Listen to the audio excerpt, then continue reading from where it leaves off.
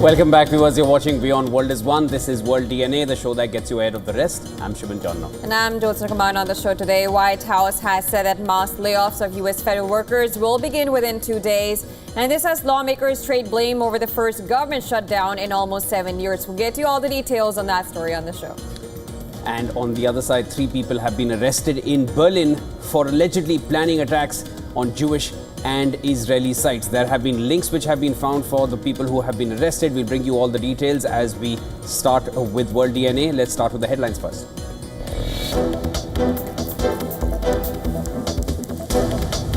Israeli naval forces intercept global flotilla carrying aid to Gaza, ending its latest bid to break Israeli blockade of Palestinian territory. Swedish climate campaigner Greta Thunberg's ship among those blocked.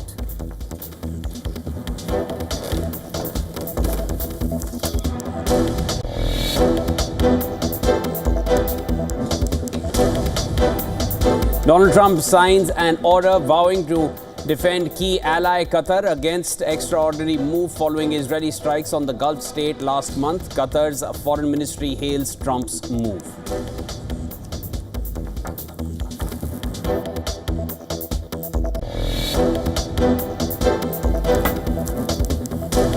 German prosecutors say 3 suspected members of Palestinian militant group Hamas arrested in Berlin with arms and ammunition for allegedly planning attacks on Jewish and Israeli sites.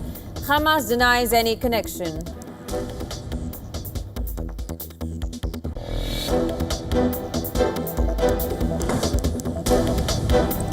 Ukrainian President Zelensky accuses Russia of trying to create risk of nuclear incidents, alleging Moscow deliberately staged an attack that cut off power to decommission Chernobyl nuclear plant.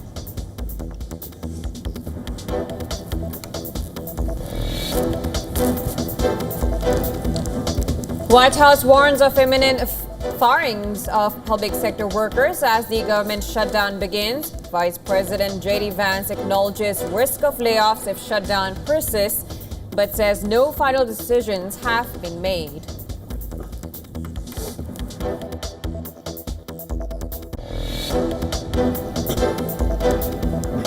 British parliamentary group writes to the UK Foreign, Commonwealth and Development Office to raise concerns over the escalating situation in Pakistan-occupied Kashmir region, highlighting reports of a total communication blackout in the region.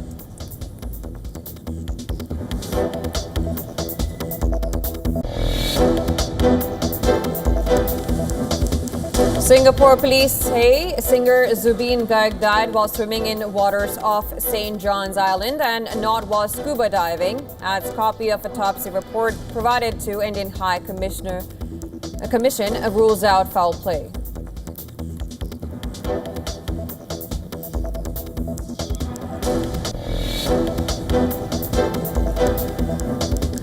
Preparations underway as India celebrates Dussehra today, a festival that marks the culmination of Navratri, and Durga Puja also commemorates Sri Ram's victory over Ramayana, the triumph of good over evil.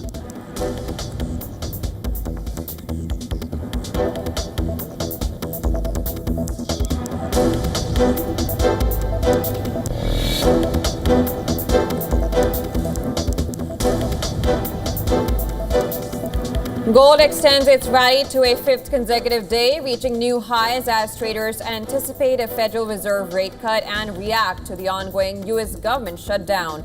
Investors flock to the precious metal amid rising economic uncertainties.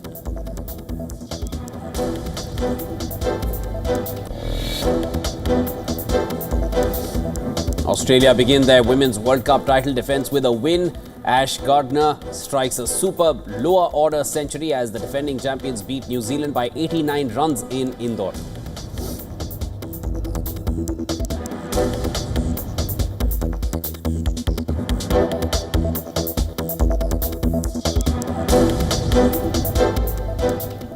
The White House has said that mass layoffs of U.S. federal workers will begin within 2 days. And this is as lawmakers trade blame over the first government shutdown in almost 7 years. Now, the shutdown began after Republicans and the Democrats in Congress, they failed to agree to a new spending plan before midnight deadline.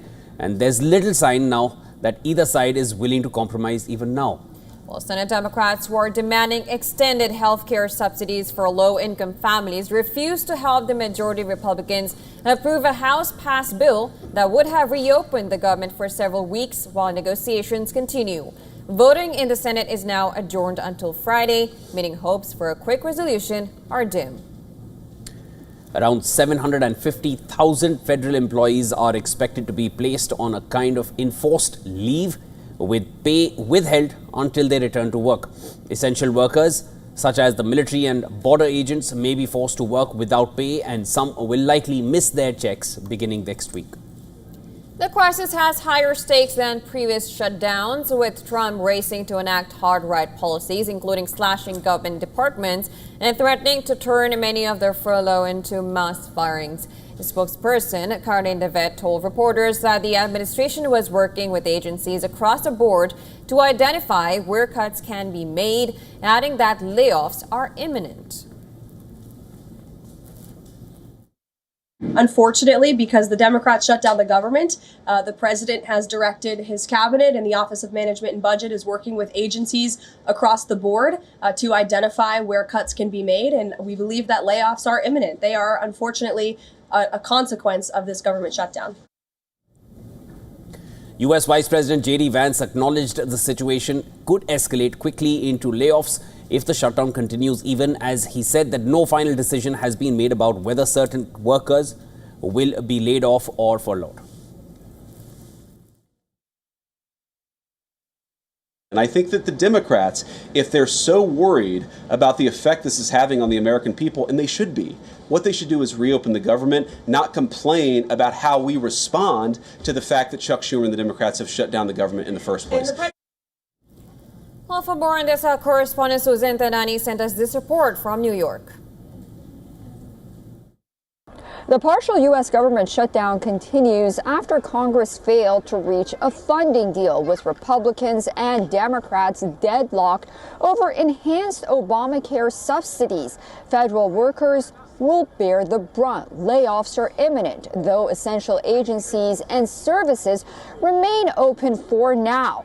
While most Americans won't feel the effects immediately, the longer this drags on, the more it will ripple into daily life, from delayed paychecks to frozen programs. With senators gone until Friday, the shutdown will last at least that long, if not longer.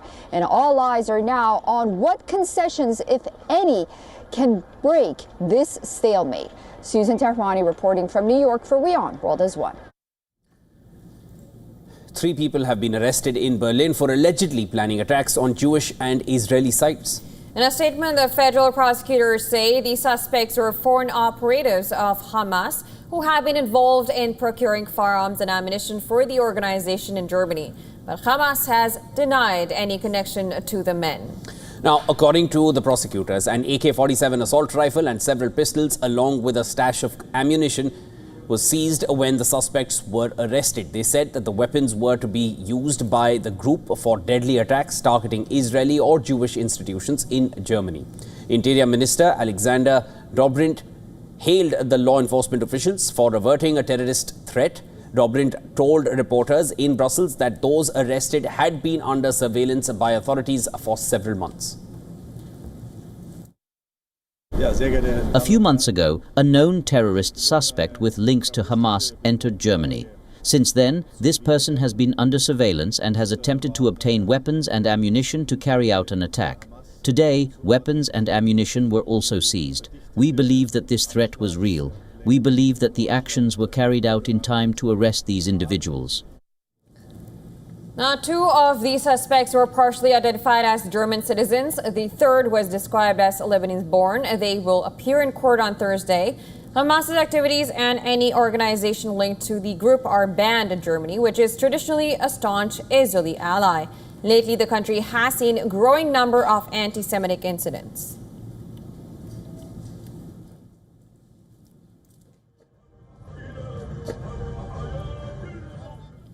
Now, Russian airstrikes have cut power to the decommissioned Chernobyl nuclear power plant. Ukrainian President Zelensky has accused Russia of trying to create the risk of nuclear incidents, alleging that Moscow had deliberately staged this attack. Energy officials also said that the shelling and it had caused mass power outages in nearby Cherniv region, cutting off 307,000 customers near Ukraine's northern border with Russia.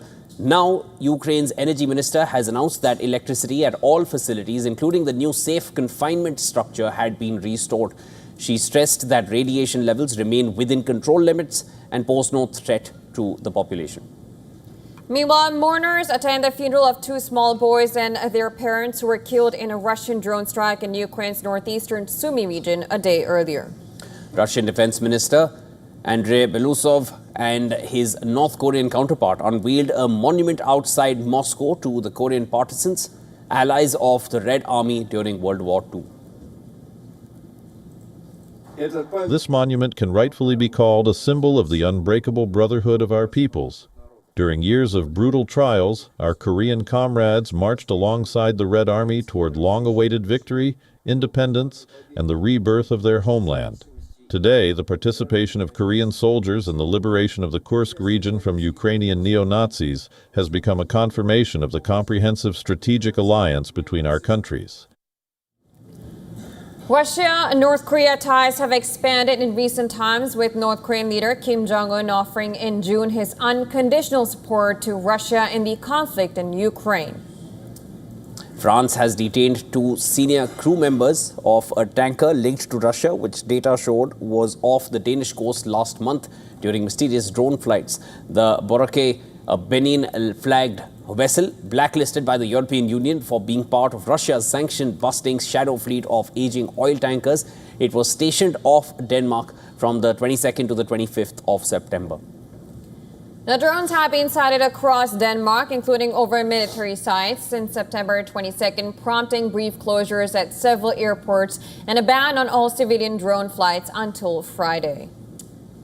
French President Emmanuel Macron has said that the oil tanker immobilized off the French Atlantic coast had committed very serious wrongdoings and linked it to Russia's shadow fleet, which is avoiding Western sanctions over Moscow's war in Ukraine. Danish Prime Minister Mette Frederiksen has refused to confirm or deny that the oil tanker stopped by France and suspected to be part of the Russian shadow fleet had any connection with the recent drone incidents over Denmark. I cannot comment on any specific investigations. I can say in more general terms that we are facing a lot of problems with the shadow fleet, and that has been the case especially in the Baltic Sea for quite a long time, and we are working very closely together to battle this situation. But when it comes to specific investigations, I have no comments. Zelensky has urged Europe to unite in a stronger response to Russian aggression. He said it's crucial that Europe limits buying Russian resources, especially oil, putting pressure on Russian oil tankers and the money systems behind the energy exports. Count on the quick approval of the 19th EU sanctions package. It's almost ready. Now only political decisions are needed. I urge you all to support it. This will also help our relations with America and with President Trump. He wants to see that Europe is acting against Russia for this war. In a related development, dozens of kayaks blocked LNG tankers from entering a Belgian port in a protest organized by Greenpeace over the shipment of Russian and U.S. liquefied natural gas to the European Union. Around 70 Greenpeace activists used rubber boats and kayaks to block the entrance of LNG terminal in northern Belgium. The demonstration comes as European leaders gather in Copenhagen to discuss European defense and the Ukraine crisis.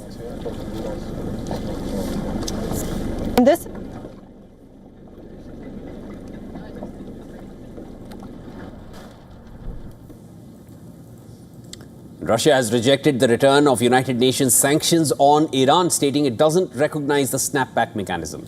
And this is which is activated by Western powers. Last Saturday, the United Nations reinstated an arms embargo and other sanctions on Iran over its nuclear program, following a process known as snapback.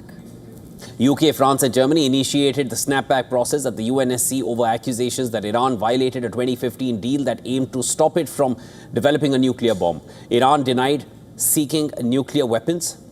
warning of a harsh response to this move by E3, rejecting the snapback of sanctions. Russia deemed it illegal, alleging that the West violated Security Council Resolution 2231 by reinstating sanctions that expired in 2023. Russia accused the U.S. and its allies of shutting the door on diplomatic solutions, criticizing them for disregarding Russian and Chinese proposal to extend the resolution for further negotiations. Our Western colleagues who initiated the so-called snapback, the legitimacy of which we do not recognize, this development is really fraught with a major escalation around Iran, because it opens the door for those countries who want to finish Iran's nuclear program, which they didn't finish on June 12th. And that is again another destabilizing factor in the Middle East, which is already in a very bad shape. The reinstated sanctions include an arms embargo, a ban on uranium enrichment and reprocessing activities, and restrictions on ballistic missiles. Additional measures include a travel ban on dozens of Iranian citizens, asset freezes on numerous individuals and entities, and a ban on supplying materials that could support Iran's nuclear program. The G7 foreign ministers and high representatives of the EU have jointly backed the reimposition of UN sanctions on Iran, citing its non-compliance with the Joint Comprehensive Plan of Action. They have urged Iran to hold direct talks with the US, cooperate fully with the International Atomic Energy Agency, and advance its nuclear non-proliferation commitments, stressing the ongoing importance of diplomatic efforts.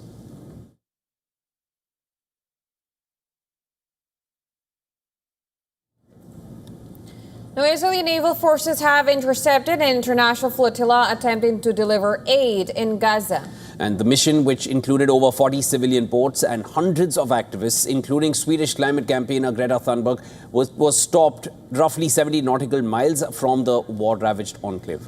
The global summit flotilla, carrying food, medicine, over 500 civilians, had been making its way across the Mediterranean for weeks. Departing from Spain, the convoy made stops in Italy and Tunisia before heading for Gaza. Now, according to the activists, Israeli forces boarded the vessels in international waters. They cut off communications and detained dozens. Live video streamed from one of the lead ships, the Alma, showed passengers donning life vests just before Israeli naval vessels surrounded them. In one video, Israeli vessels are seen circling the flotilla ships, at one point spraying water and what activists claim were chemical agents onto the decks. Israeli Foreign Ministry later said that all passengers were safe and were being transferred to an Israeli port. The interception has sparked major condemnation and diplomatic fallout. Now, Turkey's foreign ministry called the operation an act of terrorism, while hundreds of Turks protested against Israel outside Istanbul consulate and slammed Israel's actions as unlawful. Accusing Israel of committing what it called a new international crime, Colombian President Gustavo Petro expelled all remaining Israeli diplomats in the country and reported that 2 Colombian activists on board the flotilla were in Israeli custody. The United Nations said it was closely monitoring the flotilla as it neared waters off Gaza and urged all sides to respect international law. The interception of the flotilla comes just amid Israel's warning to Gaza's population to flee or be considered enemy combatants as it expands military operations in the territory. On Wednesday, Qatar's Emir discussed with US President Donald Trump his plan to end this war in a phone call. Sheikh Tamim reiterated Qatar's support for peace efforts and expressed confidence that the plan would guarantee regional security and protect the rights of Palestinians. But soon after that, there was a change, saying that there is more that needs to be worked upon in this plan.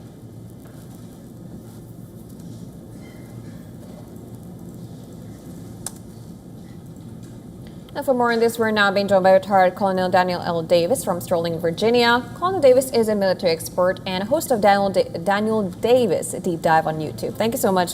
Always a pleasure to have you on the show. Pleasure to be here. Thanks for having me. Absolutely. Now, we of course said that Qatar has of course said that the plan is good to go, but then of course they have also stated that there are some plans that need to be talked upon. How do you see the situation as of now? It's very tenuous because virtually everybody in the world wants this to work out. And one of the reasons why Qatar was behind it, because it says that they have security guarantees for the Palestinian people. It does not include expulsion, and it would immediately end the war. And they said those are the things that they care the most about, and a lot of these other details will have to be worked out. And of course, what's going to happen after the war, all those things are really, really important. And if you don't have a situation that actually addresses the core causes of the war, then you can have a ceasefire, and that would be helpful, but then it's not going to solve the problem, and it's going to continue to fester. So that's what they say is later, but I agree that the first thing needs to be ending the conflict right now. The problem is Israel continues to move forward with their defense minister, Israel Katz, gave a threat tonight that, listen, everybody in the north of Gaza has to leave, or they will all be considered enemy combatants and killed if they don't leave very quickly. And that does not seem like it's moving in the direction of peace. And it's unclear, frankly, whether Israel actually wants this to work out or not. But time is going to be the teller on that. There are a lot of loose ends here, Colonel Davis. Even in the readout, there was a statement saying that eventual Palestinian statehood is something all parties have agreed upon. And shortly after that meeting with Donald Trump, Netanyahu made it clear that statehood for Palestine will never be acceptable to Israel. And then Qatar also goes back and says that there is more to be worked upon. And on the battlefield, as we've seen that they're going to be considered enemy combatants if they don't evacuate or if they don't leave. Hamas has that 3 to 4 day deadline when almost other important parties are kind of changing their stance. Do you feel Hamas is going to stick to that deadline? We'll see. I mean, whether they are going to or not. I mean, it's understand. We need to clearly understand this is not a negotiation. This is an ultimatum. If it was a negotiation, the Hamas party would have been involved with the discussions between the United States, Israel, and Hamas. Of course, they would have all been on there. But instead, it was primarily the United States with Arab regimes, and then, of course, Israel and the United States. And so there's not much offer on the table for Hamas to negotiate with. Only will they accept it or will they not? So it's a very high bar for them to clear. And I think a lot of them are concerned that, if they don't get the amnesty that was promised, and as you said, two of the biggest sticking points is that Benjamin Netanyahu at his UNGA meeting absolutely declared no chance for a two-state solution, but the U.S. version of the 20-point plan did include a potential for two-state solution. So there's disputes even between the United States and Israel, and there's disputes within Israel itself. So we're a long way from getting there. And whether or not Hamas agrees to it, there are other parties that also have to agree, and it's very tenuous. And as you said, of course, everyone has to agree in that. And Qatar seems to be saying that, okay, there are some loose points that we need to discuss upon. How do you think it will go forward if, if Hamas does accept it? Of course, we're going to see probably a ceasefire. But if there's still some kind of, for example, if Israel does not go for a Palestinian statehood, how will this all blow up? Like, even if we go forward with it? Well, I mean, the hoped for idea, and what President Trump apparently wants, is for an immediate ceasefire that leads to an end of the negotiation or end of the war and the withdrawal of the Israeli Defense Forces out of there. That's another sticking point because Netanyahu, after meeting with Trump, said there will be only the Israeli Defense Force for the foreseeable future. So again, you see some conflict between what the two sides are saying there. But in the middle of all this are the Palestinian people who desperately need this destruction and the daily death to stop.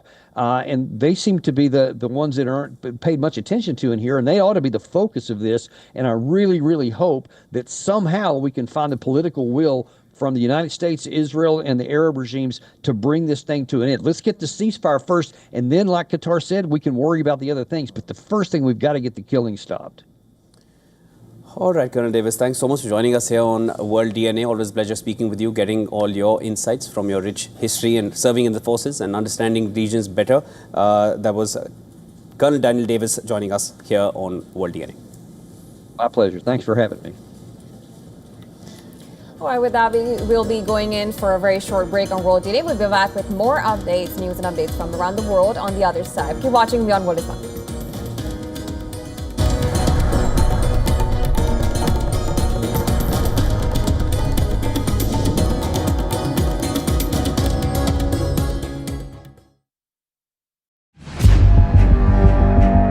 Where darkness hides behind every corner.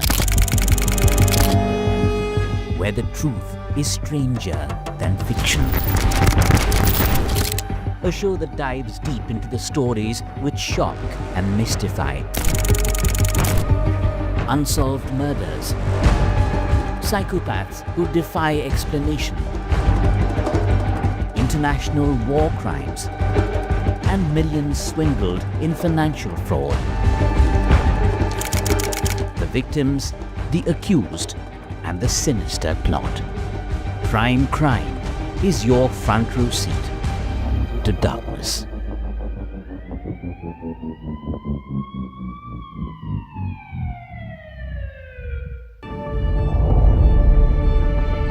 The Earth is sending distress signals. Wildfires, droughts, and melting glaciers. Can we reverse the damage? Explore the harrowing effects of climate change. It's a wake-up call. Global emergency. Climate Tracker on WION World is One. From the bustling trading floors of Wall Street to the vibrant exchanges of Asian stock markets, WION breaks it down for you to make sense of what's happening, as we reveal the key factors behind events, strategic battles, and the game-changing business decisions that shape the world. We bring you all of this and more on World Business Watch. WION, India's global voice, the channel that brings you the biggest stories from across the world through India's lens. Now available in more than 190 countries worldwide. Because we believe that the world is one. Watch us in Africa, Europe, USA and Canada, South America, Asia Pacific, Middle East and North African regions. Also available on these digital platforms across the world. WION, World is One. Rashtriya Swayamsevak Sangh. To some, it's an extreme ideology. To others, it's the very soul of India. To some, it's rebellion. To others, it's a principle of nation building. Coming soon to challenge perceptions in RSS centenary year, Kesariya at 100.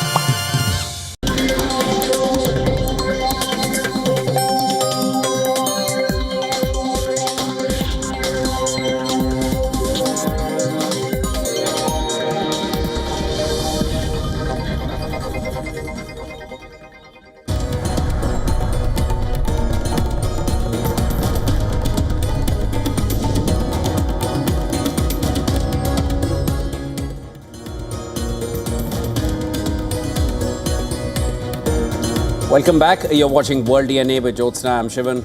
Lots more to discuss. Let's start with the headlines.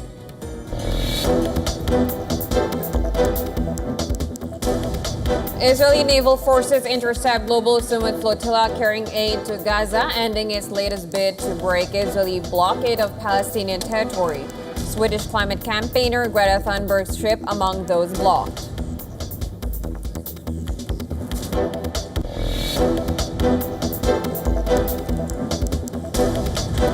Donald Trump signs an order vowing to defend key ally Qatar against attacks in an extraordinary move following Israeli strikes on the Gulf state last month. Qatar's foreign ministry hails Trump's move.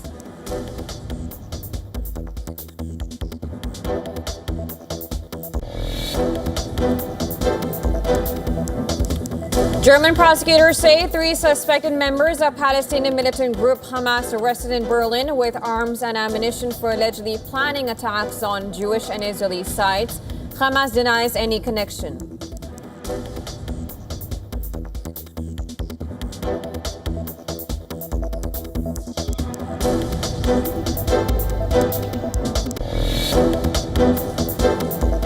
Ukrainian President Zelensky accuses Russia of trying to create risk of nuclear incidents, alleging Moscow deliberately staged an attack that cut off power to decommissioned Chernobyl nuclear plant.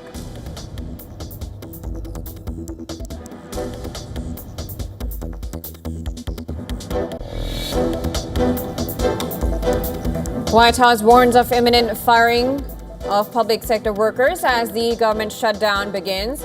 Vice President J.D. Vance acknowledges risk of layoffs if shutdown persists, but says no final decisions have been made.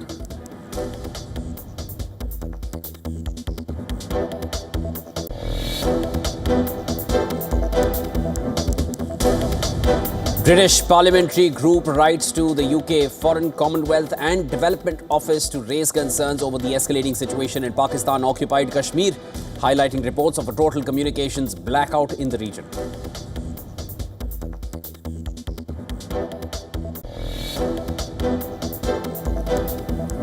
Singapore police say singer Zubeen Garg died while swimming in waters off St. John's Island and not while scuba diving. Adds copy of autopsy report provided to Indian High Commission rules out foul play.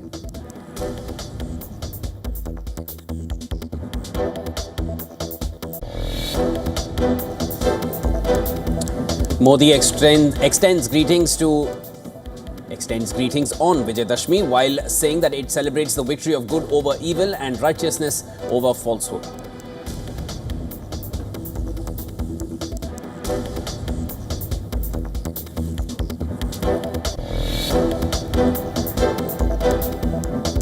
Elon Musk has become the first person ever to reach a net worth of $500 billion. This milestone comes as Tesla stock rebounds and his other ventures like SpaceX and XAI continue to grow. Despite some challenges, Musk's wealth hits a historic high.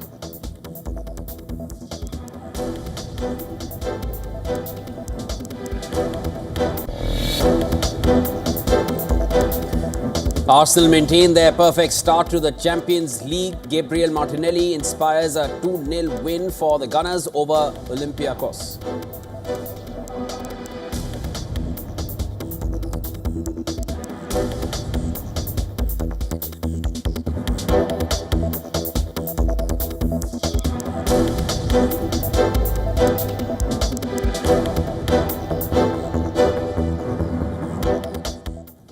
At least 15 people, including 3 police personnel, have been killed and over 200 injured in Pakistan-occupied Kashmir. This is ongoing amid ongoing violent protests against the Pakistani government. According to the Joint Awami Action Committee, which is leading the protest, 12 of its members have been killed during the ongoing demonstrations. The fatalities include 5 in Muzaffarabad, 5 in Dikot, and 2 in Mirpur. More than 200 others have been injured, many critically. Most of the wounded are said to have sustained gunshot injuries amid clashes with security forces. Now, the violence marks a severe escalation in the region's unrest, which has been driven by widespread anger over the denial of basic rights. Protesters clashed with authorities, hurling stones and pushing large shipping containers placed on bridges to block their march towards Muzaffarabad into the river. The Joint Awami Action Committee blamed the deaths of its members in Muzaffarabad on firing by Pakistan Rangers, while the remaining fatalities, they said, were caused by heavy shelling by Pakistani security forces, including the army, during crackdowns on civilian protesters.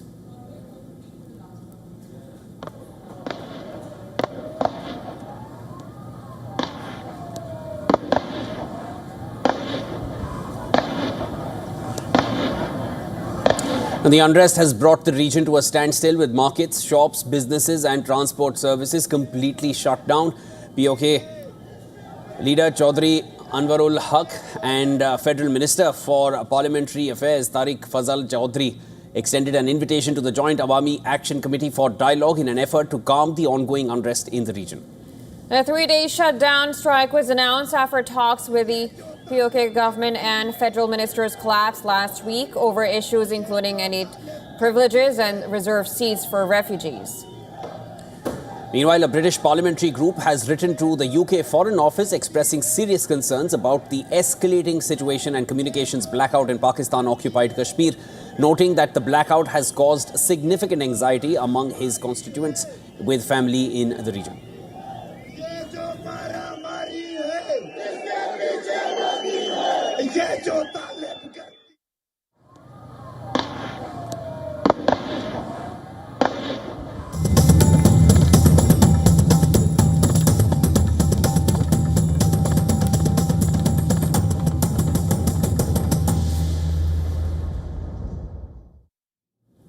The story of Ramayana has captivated millions across the globe due to its timeless themes of heroism, devotion, and righteousness. Of course, next on the occasion of Dashera, we tell you the Indian epic which has transcended boundaries across the world.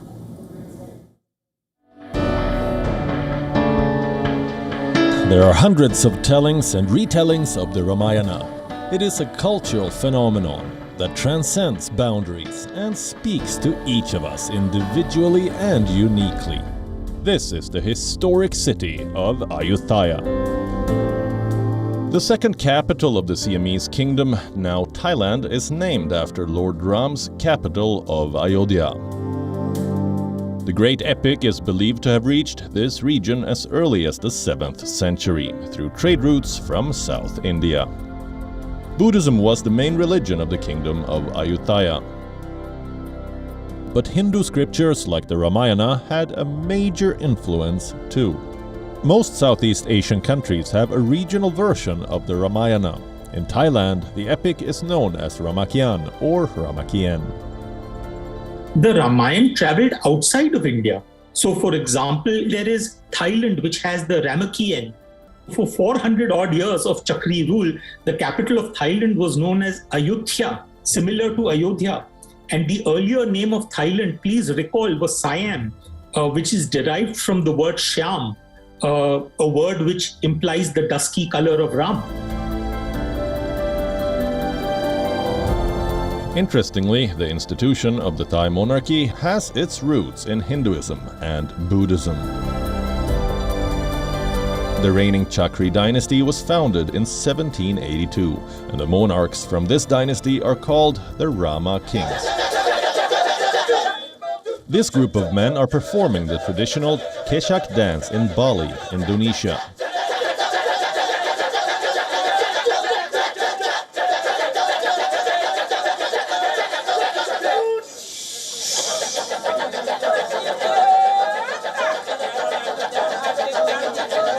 Based on the story of the Ramayana, the music drama was developed in the 1930s.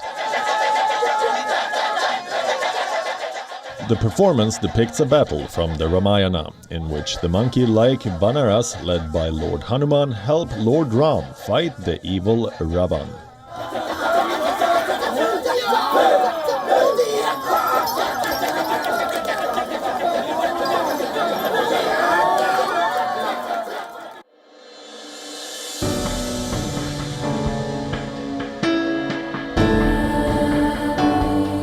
And then there's the popular Ramayana ballet.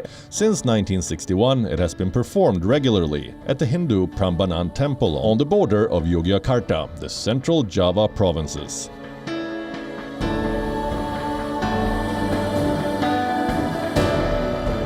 Performed in the Javanese style, in 2012, the ballet entered the Guinness Book of World Records as the most continuously staged performance in the world, as well as involving the most performers.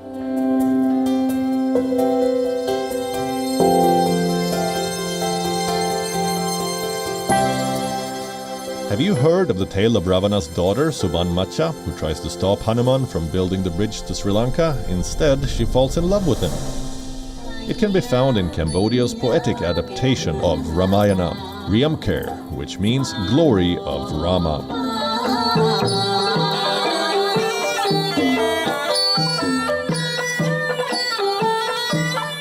The Riamker is the national epic of Cambodia.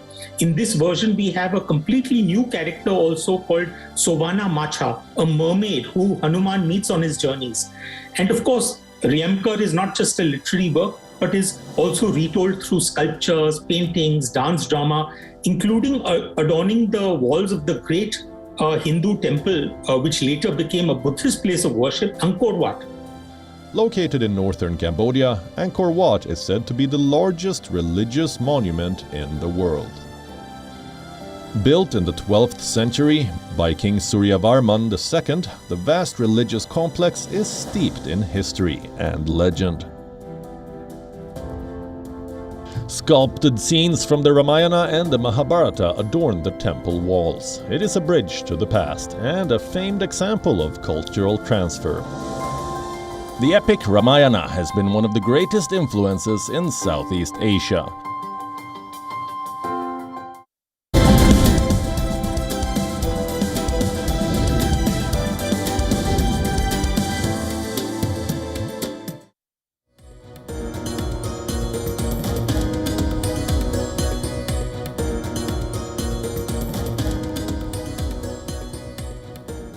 And in a significant decision, the US Supreme Court has blocked President Trump's attempt to immediately remove Fed Governor Lisa Cook. The court has deferred action until it hears the case in January 2026, meaning Cook retains her seat for now. Now, the Supreme Court issued a brief, unsigned order declining the Trump administration's emergency request to oust Cook before full review. Now, the order defers the decision until oral arguments scheduled for January 2026. In effect, Cook stays in her role at the Federal Reserve until the court rules. In August 2025, Trump announced he would fire Lisa Cook, citing allegations of mortgage fraud involving her property declarations. Cook denied any wrongdoing and sued to block her removal, arguing the allegations fail the for-cause standard under the Federal Reserve Act 1913. A U.S. District Judge, Gia Cobb, granted a preliminary injunction preventing removal, finding Cook was likely to succeed on her claims. The Trump administration appealed. A D.C. Circuit appellate panel refused to lift the injunction in a 2-1 decision. Now, the Federal Reserve Act allows removal of governors only for cause, but never defines exactly what qualifies. The core legal questions: first, did Donald Trump deny Lisa Cook her due process rights by moving to remove her without proper notice or a chance to respond? And then the second question, do the mortgage fraud allegations, which date back to before she joined the Federal Reserve, legally meet the threshold for cause required to fire a Fed governor?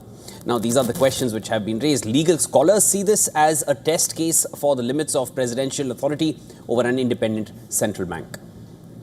Now, Cook will now continue participating in the remaining Fed meetings in 2025, including the October 28th to 29th meeting. Trump's push to replace her could have given him greater influence over the Federal Open Market Committee and monetary policy direction. A group of 18 former Fed and Treasury leaders filed a friend of the court brief, warning that allowing the removal would undermine the Fed's credibility and independence. The DOJ argued removal would not harm markets, while Cook's legal team warned that even a temporary removal could send a signal of political instability. Oral arguments are set for January 2026. After that, the Supreme Court will issue a full ruling determining whether a president can remove a Fed governor under these circumstances. The outcome could reshape the balance of power between the executive and the Federal Reserve, affecting future presidential control over monetary institutions. And for more on this, our correspondent Susan has sent us this report from New York. The U.S. Supreme Court has stepped in to keep Federal Reserve Governor Lisa Cook in her post, at least for now. President Trump tried to remove her over allegations of mortgage fraud, but lower courts blocked the move, saying Fed governors can only be dismissed, quote unquote, for cause. The justices will hear arguments in January in a case that could reshape the balance of power between the White House and independent agencies. A ruling in favor of President Trump could give presidents greater control over the Fed, while a decision for Cook would reinforce the Fed's independence from political influence. Susan Tahrani reporting from New York for WION World is One.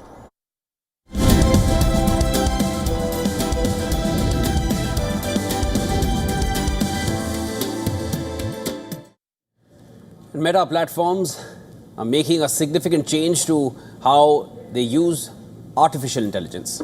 Its cross-platform starting in December, conversations with Meta's generative AI tools will be used to personalize content advertisements across these apps, and there is no way to opt out. Meta will begin notifying Meta AI users of these changes from the 7th of October. The policy change will apply to all interactions with Meta's AI assistant, whether through voice commands or text conversations. The rollout will begin in most regions from December 16th, but will exclude the UK, European Union and South Korea. Meta has said that it will add AI interactions to existing data like likes and follows to shape what users see in their feeds, including reels and ads. For example, if you chat with Meta AI about hiking, you could later see hiking groups in your recommendations, trail updates from friends, or advertisements for hiking boots. Meta has clarified that it will draw some boundaries around sensitive subjects. Conversations about religious views, sexual orientation, political beliefs, health matters, or racial and ethnic origin will not be used for ad targeting. However, the company has not detailed how it will identify and filter these sensitive topics from general conversations. Meta AI now has 1 billion monthly active users across the company's family of apps. CEO Mark Zuckerberg had earlier said that the focus is on deepening the AI experience with emphasis on personalization and voice conversations. This move comes as tech giants like Google and Amazon monetize AI tools, though few are using AI chat interactions for advertising at Meta scale.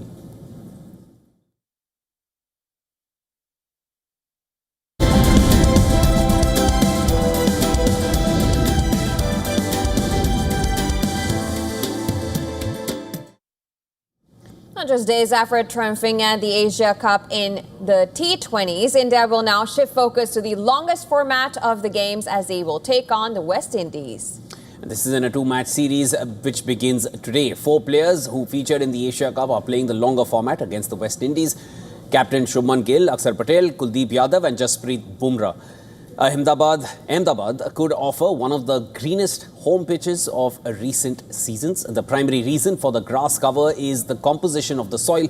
The square at the Narendra Modi Stadium has both red and black soil pitches. And the pitch for this test match is a red soil strip, which means that it will offer excellent bounce for the pacers. However, the nature of the pitch can also change over the course of the test, and it can transform into a spinner-friendly wicket.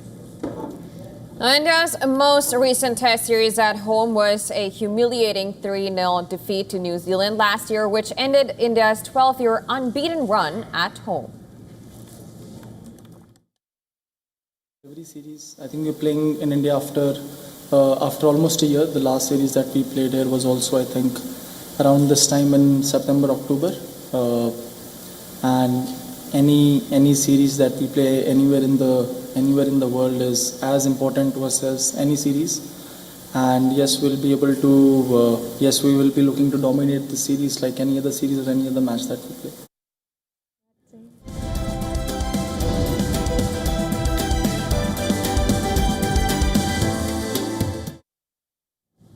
Now, on the occasion of Gandhi Jayanti, we take a deep dive into many movies that have depicted the story of Mahatma Gandhi. And of course, these movies also explore how cinema has imagined and portrayed the father of the nation on the big screen. More in this next report. Take a look.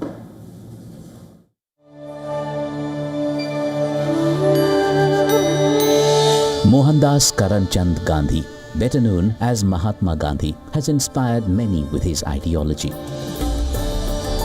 Over the years, the leader of India's non-violent struggle for independence has also found a spot, a rather incomparable spot, in cinema. While the primary association of Gandhi is with peace, simplicity and moral strength, several films and shows have attempted to explore Gandhi's legacy with different lenses.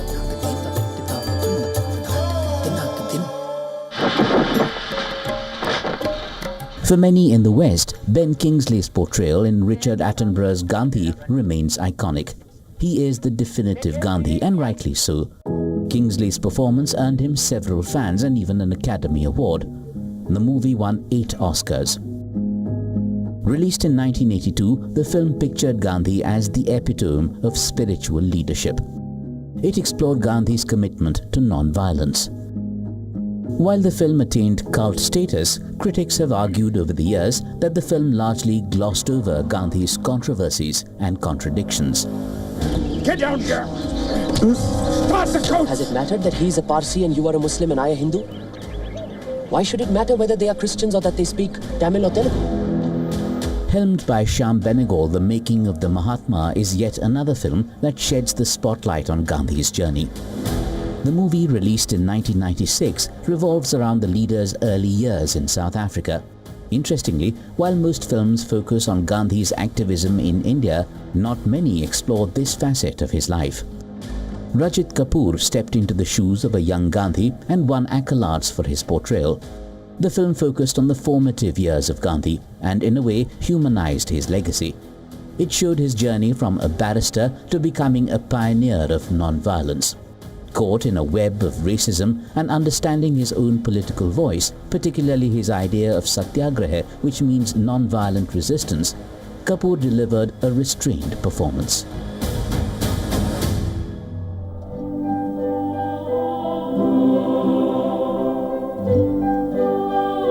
In the 2000 release Hey Ram, Nasiruddin Shah essayed the role of Gandhi. It was a small yet powerful contribution to cinema's depiction of the spiritual leader. Interestingly enough, this movie is one of the most controversial depictions of Gandhi on the big screen. Written and directed by Kamal Hassan, it's set against the partition era. The story is narrated from the perspective of a man who starts off by blaming Gandhi for India's division and wishes to assassinate him. Hey Ram shows a side that's not talked about a lot, that of people who didn't quite agree with Gandhi's ideology.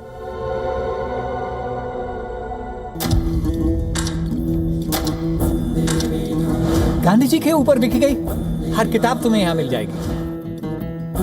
In the recent past, Lage Raho Munna Bhai is often credited with bringing alive the most heartwarming portrayal of Gandhi. It captures the essence of Gandhigiri and depicts him as a philosophical mentor who appears as a ghost-like version of Gandhi. He changes the life of a gangster played by Sanjay Dutt and moves him towards adopting non-violent living. It's about adopting Gandhian principles in everyday life. Life में कुछ ऐसा करना मांगता है कि मरने के बाद अपना भी पुतला लगे लाओ पार्क में. दुनिया के लिए आप गांधी और मैं आपका बेटा छोटा गांधी. मैं गांधी जी का नालायक बेटा हूँ. मैंने कभी बाप का प्यार नहीं देखा. Years on, in 2007, Firoz Abbas Khan brought the story of Gandhi in Gandhi My Father. Gandhi बनकर नहीं बल्कि एक बाप बनकर अपने बेटे की आवाज सुने. Moving away from Gandhi's journey as a political personality, the film offered a rare portrait of Gandhi as a father. This time, actor Darshan Jariwala played the role of the Mahatma. Unlike other movies, the film showed a side of Gandhi that was relatively unknown at the time. It depicted how Gandhi's public mission often led his personal relationships to suffer, particularly with his son. The many complexities of Gandhi's life found center stage in the film and particularly shed light on how he struggled to maintain a bond with his own family. जानती हो मेरी जिंदगी की सबसे बड़ी हार क्या है? दो ऐसे इंसान जिन्हें मैं जिंदगी भर अपनी बात नहीं समझा पाया. एक मेरा काठियावाड़ी दोस्त मोहम्मद अली जीना और दूसरा मेरा अपना बेटा Harilal. While these are only some of the depictions of Gandhi, the revered figure has also featured in many other cinematic pieces. Each film explored a different facet of Gandhi's life. Next up, actor Pratik Gandhi has collaborated with filmmaker Hansal Mehta for a Gandhi web series. A layered legacy, a dividing philosophy, a global impact like no other. Each film or show reflects a different aspect of Gandhi's life.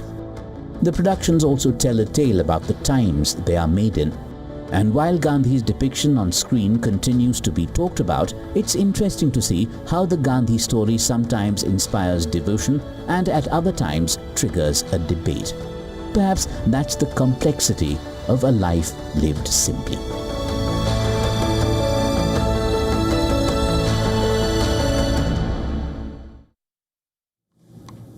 Well, that's on a World Day today, but don't go anywhere. News and updates will follow on the other side after a short break. And before we go, here is a look at all the climate stories making headlines across the world. Thanks for joining in.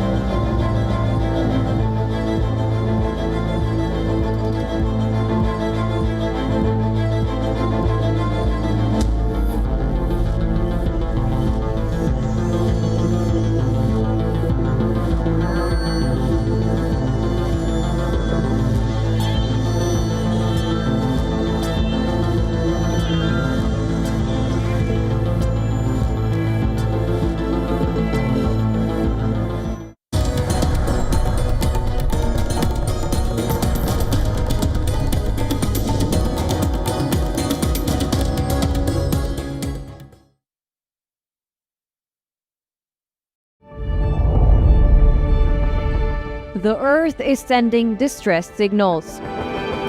Wildfires, droughts, and melting glaciers. Can we reverse the damage?